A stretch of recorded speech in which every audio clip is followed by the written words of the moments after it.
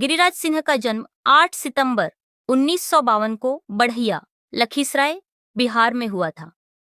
स्नातक करने के बाद गिरिराज सिंह ने एक नामी गिरामी कंपनी की पंप सेट की एजेंसी लेकर बेगूसराय में ही व्यवसाय की शुरुआत की। यहाँ वे अपना व्यवसाय करने लगे। उनका व्यवसाय चल निकला। उसके बाद यहाँ रहते हुए एक बार एक शादी समारोह में उनकी मुलाकात बीजेपी के कद्दावर नेता कैलाशपति मिश्र से हुई। उनसे प्रेरित और प्रोत्साहित होकर उन्होंने भाजपा का दामन थामा और वर्ष 1985 से 1976 तक पटना चले गए। वहां वे भाजयुमो से जुड़ गए। भाजयुमो के बेगूसराय, समस्तीपुर और खगड़िया के संगठन प्रभारी रहने के साथ 1990 में गिरिराज सिंह प्रदेश भाजयुमो की टीम में महासचिव बने। भाजयुमो में उनके साथ काम करने वाले भाजपा नेता अमरेंद्र कुमार, अमर, वशिष्ठ नारायण सिंह बताते हैं कि गिरिराज सिंह की सेवा और संघर्ष का सरोकार बेगूसराय से ही रहा है। इसीलिए बेगूसराय उनकी सिर्फ कर्मभूमि नहीं बल्कि राजनीतिक जन्मभूमि भी है। गिरिराज सिंह नरेंद्र मोदी के कैबिनेट में मंत्री बने। जब नरेंद्र मोदी ने दोबारा प्रधानमंत्री पद की शपथ ली, तब इसके साथ ही बिहार से सांसद गिरिराज सिंह ने भी कैबिनेट मंत्री के रूप में शपथ ली। 2024 के लोकसभा चुनाव में उन्हें जीत मिली। उन्होंने एक बार फिर सफलता का परचम लहराया। गिरिराज सिंह के पास लंबा राजनीतिक अनुभव है। वे बिहार सरकार में कई बार मंत्री रहे हैं। उन्होंने बिहार में एनडीए की सरकार में महत्वपूर्ण विभागों को संभाला है। गिरिराज सिंह को नरेंद्र मोदी सरकार में केंद्रीय मंत्री के रूप में नियुक्त किया गया। 2014 में उन्हें सूक्ष्म, लघु और मध्यम उद्यम राज्य मंत्री स्वतंत्र प्रभार बनाया गया। इसके बाद 2019 में उन्हें पशुपालन, डेयरी और मत्स्य पालन मंत्री नियुक्त किया गया। 2021 में उन्हें ग्रामीण विकास और पंचायती राज मंत्रालय का जिम्मा सौंपा गया। गिरिराज सिंह ने अपने कार्यकाल के दौरान कई महत्वपूर्ण उपलब्धियां हासिल की। उन्होंने सूक्ष्म, लघु और मध्यम उद्यमों को बढ़ावा देने के लिए नई नीतियां और योजनाएं लागू की। पशुपालन, डेयरी और मत्स्य पालन क्षेत्र में सुधार और विकास के लिए कई महत्वपूर्ण कदम उठाए। ग्रामीण विकास और पंचायती राज मंत्रालय के तहत उन्होंने ग्रामीण क्षेत्रों के विकास के लिए कई योजनाएं शुरू की। गिरिराज सिंह ने मगध विश्वविद्यालय से स्नातक किया है। गिरिराज सिंह का विवाह उमा सिन्हा से हुआ है और उनके 2 बच्चे हैं।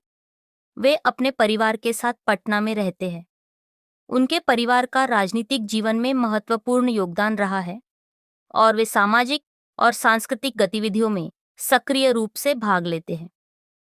गिरिराज सिंह ने अपने राजनीतिक जीवन के अलावा सामाजिक और सांस्कृतिक क्षेत्रों में भी महत्वपूर्ण योगदान दिया है। वे कई सामाजिक और सांस्कृतिक संगठनों के संरक्षक हैं और विभिन्न सामाजिक मुद्दों पर जागरूकता फैलाने के लिए सक्रिय रूप से काम करते हैं। उन्होंने बिहार के विकास और सांस्कृतिक संरक्षण के लिए कई योजनाएं शुरू की। गिरिराज सिंह का राजनीतिक जीवन और उनकी उपलब्धियां बिहार और भारत के विकास में महत्वपूर्ण योगदान देती है। लोकसभा चुनावों के दौरान खासे लोकप्रिय हुए गिरिराज सिंह बिहार में बीजेपी के बड़े नेता और केंद्रीय राज्य मंत्री हैं। 2019 के लोकसभा चुनावों में वह बिहार के बेगूसराय से चुनावी मैदान में उतरे थे। उनका मुकाबला जेएनयू के पूर्व छात्र संघ अध्यक्ष कन्हैया कुमार से था। इससे पहले गिरिराज सिंह बिहार के नवादा से सांसद थे। गिरिराज सिंह अपने विवादित बयानों की वजह से भी जाने जाते हैं। वो अक्सर कुछ ऐसा बोल जाते हैं जो सुर्खियों में आ जाता है। हालांकि बाद में उनका एक ही तर्क रहता है कि उनके बयान को तोड़ मरोड़ कर पेश किया गया। गिरिराज सिंह पीएम मोदी के कट्टर समर्थक नेताओं में से एक माने जाते हैं। आपको बता दें कि गिरिराज सिंह 2011 के आसपास जब नीतीश सरकार में कैबिनेट मंत्री थे, तब गुजरात जाकर नरेंद्र मोदी का प्रचार किया करते थे। उसी दौरान नरेंद्र मोदी और गिरिराज के रिश्ते प्रगाढ़ होते गए। यही नहीं, गिरिराज को एनडीए में रहते हुए भी नीतीश कुमार और सुशील मोदी का विरोधी बताया जाता है। 2013 में गिरिराज ने नीतीश कुमार पर निशाना साधते हुए कहा था कि वे जलन के चलते नरेंद्र मोदी पर हमला कर रहे हैं। बिहार में चुनाव हमेशा जाति के समीकरण से ही जाते रहे हैं। उम्मीदवार चयन में इसका खास ध्यान रखा जाता है कि किस सीट पर किस जाति के वोटरों की बाहुल्यता है। इसके अलावा प्रचारकों और संगठन में भी इस बात का ख्याल रखा जाता है। बीजेपी में गिरिराज सिंह की अहमियत भी जाति आधारित है। गिरिराज सिंह जाति से भूमिहार है। मनोज सिन्हा के चुनाव हार जाने के बाद अब वे ही मोदी मंत्रिमंडल में भूमिहारों का प्रतिनिधित्व करते हैं। इसके साथ ही साथ गिरिराज बिहार में बीजेपी के पक्ष में भूमिहार वोटरों को लाने के भी बड़े फैक्टर हैं। गिरिराज सिंह को केंद्र में पद देना बिहार चुनाव में बीजेपी के लिए रणनीतिक रूप से काफी अहम था। गिरिराज सिंह शुरू से ही पीएम मोदी का समर्थन करते रहे हैं। प्रधानमंत्री पद के लिए गिरिराज ने 2014 में सार्वजनिक तौर पर नरेंद्र मोदी के नाम का समर्थन किया था। 2002 में पहली बार गिरिराज सिंह बिहार विधान परिषद के सदस्य चुने गए थे। 2008 से 2010 के बीच गिरिराज सिंह नीतीश कुमार की सरकार में मंत्री रहे। 2010 से 2013 तक वह पशुपालन और डेयरी मंत्री रहे। 2014 में उन्होंने नवादा सीट से लोकसभा चुनाव जीता और 2017 में मोदी सरकार में उन्हें राज्य मंत्री बनाया गया। केंद्रीय मंत्री गिरिराज सिंह बिहार की राजनीति में भी रखते हैं दखल। 2019 के लोकसभा चुनावों में उनको फिर मौका दिया गया, लेकिन इस बार उनकी सीट बदल दी गई थी। इस बार उनको नवादा की जगह बेगूसराय से उतारा गया था। बेगूसराय में उनके सामने जेएनयू के छात्र नेता कन्हैया कुमार मैदान में थे। हालांकि उन्होंने कन्हैया बेगूसराय में केंद्रीय मंत्री गिरिराज सिंह को मुक्का मारने की कोशिश की गई। दरअसल शनिवार को बलिया प्रखंड में जनता दरबार का आयोजन किया गया था। इसमें केंद्रीय मंत्री शामिल हुए थे। जनता दरबार से निकलते समय एक शख्स ने हमला कर दिया। हालांकि सुरक्षा कर्मियों ने केंद्रीय मंत्री को बचा लिया। हमला करने वाले शख्स के साथ वहां मौजूद लोगों ने पिटाई भी की है।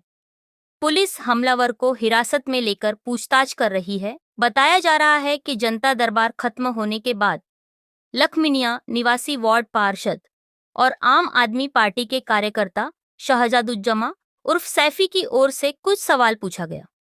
चलते चलते केंद्रीय मंत्री ने कहा कि आपके द्वारा पूछे गए सभी सवालों का जवाब दे दिया गया है। इसके बाद सैफी ने नारेबाजी शुरू कर दी। पुलिस ने नारेबाजी से मना किया तो गिरिराज सिंह को मुक्के से मारने की कोशिश की। घटना पर अपनी बात रखते हुए गिरिराज सिंह ने कहा कि हम निकलने लगे। उसने मुर्दाबाद का नारा लगाना शुरू कर दिया। दुर्भाग्य है कि दाढ़ी होने के कारण तेजस्वी यादव भी उसके साथ खड़े हो जाएंगे, अखिलेश यादव भी वोट के लिए उसके साथ खड़े हो जाएंगे, लेकिन मैं ऐसी चीजों से नहीं डरता। मैं लखमीनिया, बलिया, बेगूसराय या देश में जो भी सांप्रदायिक सौहार्द को बिगाड़ना चाहेंगे उसके खिलाफ हमारी आवाज उठती रहेगी। देश में जहां कहीं भी सांप्रदायिक तनाव बिगड़ा है वह हिंदू से नहीं मुसलमान की तरफ से बिगड़ा है। तथा कथित आजादी के बाद से एक भी ताजिया पर हिंदुओं ने कभी पत्थर नहीं फेंका, लेकिन हिंदुओं के हनुमान जयंती, बलिया में दुर्गा प्रतिमा विसर्जन में बाधा डाला गया। इसी तरह से कभी रामनवमी में चाहे नालंदा हो, गोपालगंज हो, बरेली हो या पूरे देश में वे ऐसा काम करते हैं। कुछ राजनीतिक पार्टियां मुसलमान के वोट पर अपना हक मानते हैं। चाहे राहुल गांधी हो या तेजस्वी यादव हो, चाहे अखिलेश यादव हो, यह उनके आगे खड़े होते हैं, उनको बचाने के लिए खड़े होते हैं।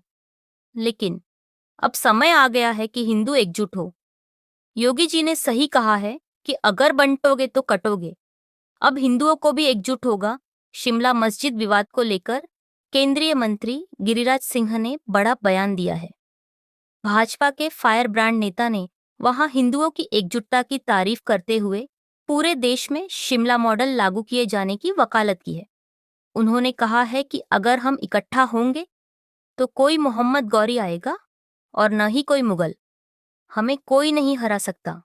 केंद्रीय मंत्री ने यह बयान उत्तर प्रदेश के प्रयागराज में दिया। गिरिराज के मुताबिक अगर हम एक हुए तो अवैध मस्जिदों को शिमला की तरह तोड़ना होगा और अगर बंट गए तो काट दिए जाएंगे। गिरिराज सिंह ने उत्तर प्रदेश के मुख्यमंत्री योगी आदित्यनाथ के बंटने और कटने वाले बयान का भी समर्थन किया है। उन्होंने कहा कि शिमला के मस्जिद मामले को पूरे देश का मॉडल बनाना पड़ेगा और हिंदुओं को इसी तरह एकजुटता दिखानी होगी। भाजपा के फायरब्रांड नेता जी ने साफ तौर पर कहा कि शिमला के मुसलमानों ने सौहार्द कायम करने के लिए नहीं, बल्कि हिंदुओं की एकजुटता देखने के बाद मस्जिद के अवैध निर्माण को तोड़ने का फैसला लिया। गिरिराज ने रामचरितमानस की चौपाई भय बिन होय न प्रीत को सुनाकर अपनी बात और साफ की। उन्होंने कहा कि देश की आजादी के समय भारत में सिर्फ 2800 मस्जिद ही थी, लेकिन विपक्षी नेताओं के बढ़ावे के चलते आज इनकी संख्या बढ़कर करीब 3 लाख हो गई है। केंद्रीय मंत्री ने राहुल, अखिलेश और लालू यादव पर भी निशाना साधा। उन्होंने कहा कि राहुल गांधी, अखिलेश यादव और लालू यादव जैसे नेताओं ने तुष्टीकरण की राजनीति करते हुए देश में रोहिंग्या और बांग्लादेशी घुसपैठियों को संरक्षण देने का काम किया है। इसी के चलते देश में अवैध मस्जिदों की संख्या लगातार बढ़ती जा रही है। पीएफआई योजनाबद्ध तरीके से अल्पसंख्यकों को अवैध तरीके से बसाने का काम कर रहा है। गिरिराज सिंह के मुताबिक उत्तराखंड की धामी सरकार जिस तरह से अवैध मस्जिदों और मज़ारों के खिलाफ कार्रवाई कर रही है, वह काबिले तारीफ है। उन्होंने वक्फ कानून में हो रहे बदलाव को भी आम मुसलमानों के हित वाला बताया है। गिरिराज सिंह ने कहा है कि अगर शिमला मॉडल पर फोकस किया गया तो मथुरा और काशी भी जल्द ही पूरी तरह से हिंदुओं के कब्जे में होगी। उन्होंने कहा कि अयोध्या के बाद मथुरा और काशी को लेकर हिंदुओं को धैर्य रखना होगा। उनके मुताबिक अगर अयोध्या, मथुरा और काशी हमारे यानी हिंदुओं के पास नहीं होगा तो क्या हमें पूजा अर्चना के लिए पाकिस्तान और बांग्लादेश जाना होगा? बांग्लादेश में आज भी हिंदुओं का कत्लेआम हो रहा है। मथुरा और काशी को लेकर चिंता करने की कतई जरूरत नहीं है। केंद्रीय मंत्री ने कहा कि अब वक्त आ गया है कि संत महात्माओं को मठ मंदिरों से बाहर निकलकर गांव और मोहल्ले में अलग जगानी चाहिए, नहीं तो राहुल गांधी और अखिलेश यादव जैसे नेता सनातन धर्म को बचने नहीं देंगे। राहुल और अखिलेश लगातार हिंदू धर्म पर निशाना साध रहे हैं। गिरिराज सिंह ने दिल्ली के मुख्यमंत्री अरविंद केजरीवाल की जमानत पर भी प्रतिक्रिया दी। केंद्रीय मंत्री ने कहा कि वह देश की आजादी की लड़ाई में जेल नहीं गए थे, बल्कि चोरी और भ्रष्टाचार में गए थे। केंद्रीय मंत्री ने कहा कि अरविंद केजरीवाल समेत विपक्ष के दूसरे नेता थेथर हैं और थेथरालाजी करते हैं। केंद्रीय मंत्री गिरिराज सिंह ने एक बयान में कहा कि देश भर में अवैध रूप से बनी मस्जिदों की पहचान और उनके खिलाफ कार्रवाई होनी चाहिए। गिरिराज सिंह ने कहा कि शिमला के हिंदू समुदाय ने देश भर को एक संदेश दिया है और उसी तर्ज पर पूरे भारत में अवैध मस्जिदों की पहचान होनी चाहिए और उन्हें गिराया जाना चाहिए। हिमाचल प्रदेश की राजधानी शिमला के संजौली इलाके में बुधवार 11 सितंबर को एक मस्जिद से जुड़े विवाद के कारण भारी विरोध प्रदर्शन हुआ। कुछ संगठनों की ओर से आयोजित इस प्रदर्शन में सैकड़ों लोग